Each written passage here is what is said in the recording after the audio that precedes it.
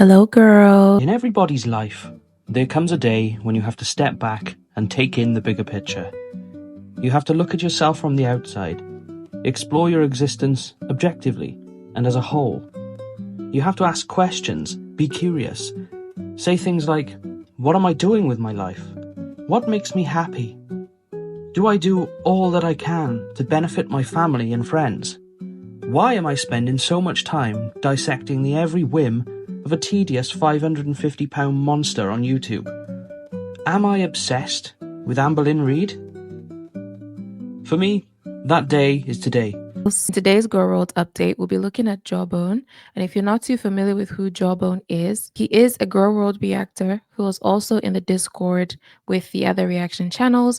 And he made a few comments, such as him saying that he would love to contact Emily because the money that he will get from whatever information Emily provides will be so life-changing for him. And then he made some comments about Jordy, in that, Jordy kind of vouched for Rachel in one of his streams. But I wouldn't consider him a main character in the whole situation, so more like a side character. He recently made a community post in regard to the situation with the leaked Discord chat. So let's have a look at what he has to say.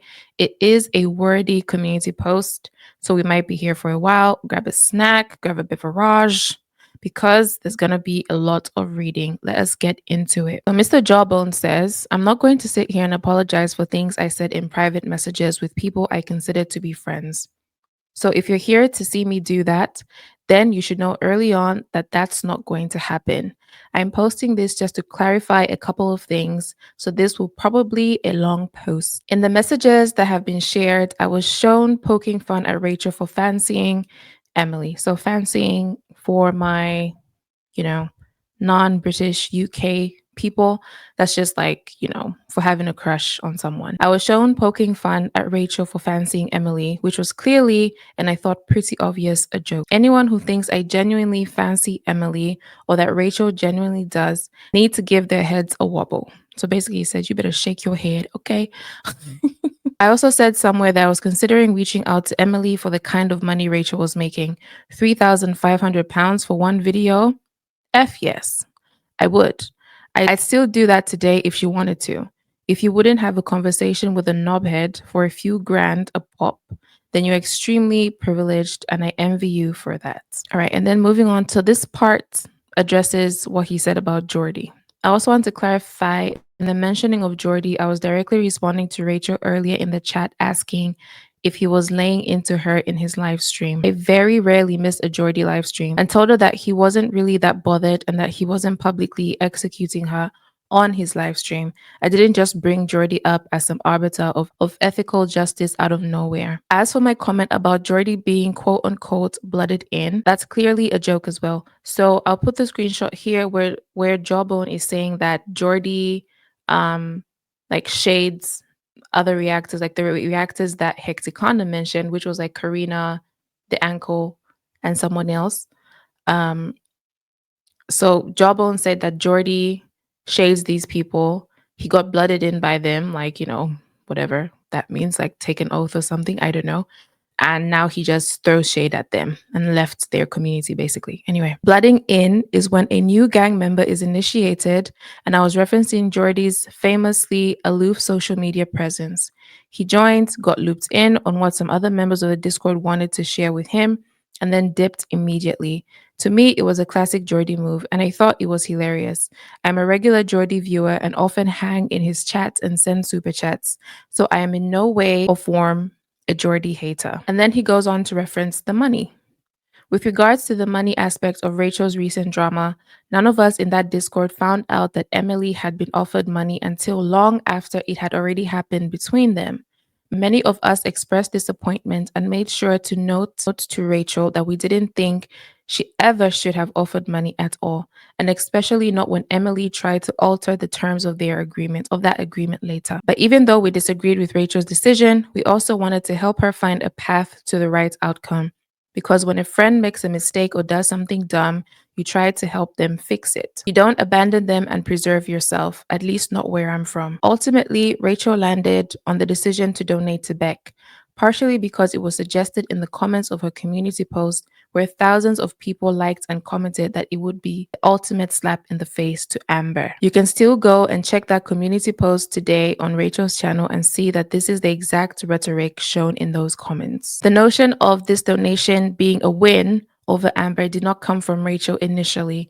It came from her comment section and became part of the thought process afterwards. I personally had some reservations about donating straight to Beck, mainly because I thought it would be good to check with Beck first and ask how they feel about receiving money obtained from another victim of Amber Lynn's story. It's possible Beck wouldn't even be comfortable receiving that money anyway. And to me, that was worth taking into consideration. I agree that some things Rachel said were crass and came off perhaps cocky, but to me, it felt a bit more tongue in cheek than arrogant at the time. Maybe I was wrong about that, but that's up to Rachel to clarify. And for anyone thinking, I also wipe my tears with banknotes. I don't make enough money for that. I tried wiping my eyes with pennies, but it's not the same. And this is regarding the poo, which is Amber. Or anybody Amber adjacent. Finally, I want to talk about the whole idea of touching the poo. As a notion, this is a good rule. However, it is regularly broken by many creators in this community. Salty Crab, the Valentine reveal video, Snowflake, Jordy, Karina, and I'm sure many others have all interacted directly with people in Amber's current or past life and offered them a platform to address the audience. Even the anchor, whose voice, for the record, I love, has reached out directly to Emily to buy the BPD Rage video, and Tammy herself is currently a mod in Jordy's live streams and regularly pops up to share tea with the chat. I will just add to that. I remember watching a live stream where Jordy actually modded Aunt Tammy, and it's not because, well, from what he said, it's because other people were coming into his chat pretending to be Aunt Tammy with the username and a profile picture and just saying outlandish things. He gave her access to being a mod. And from there, if she chatted, he would know that it was the real Aunt Tammy who was talking. So that's my understanding of that from the live stream where all of that happened. So it seems that the issue is not so much touching the poo, it's about who you are and how deep you're willing to go in the poo. The truth is that I talk ish about anything and everything I have an opinion on within Girl World and beyond. I now post videos publicly about Amberlynn and Chantal because I feel they deserve to be criticized publicly for their pasts and present. My other gripes and jokes and criticisms of other people are kept to what I thought were private chats and always express my own opinion. That doesn't mean to say I wouldn't stand by my criticisms publicly, because I would. I just don't feel it's necessary to call people out publicly for every relatively minor issue I have with your content. I'm a viewer first and foremost, and I'm allowed to have criticisms of the content I watch. It's okay to not like some reactors. It's okay for other creators to not like me.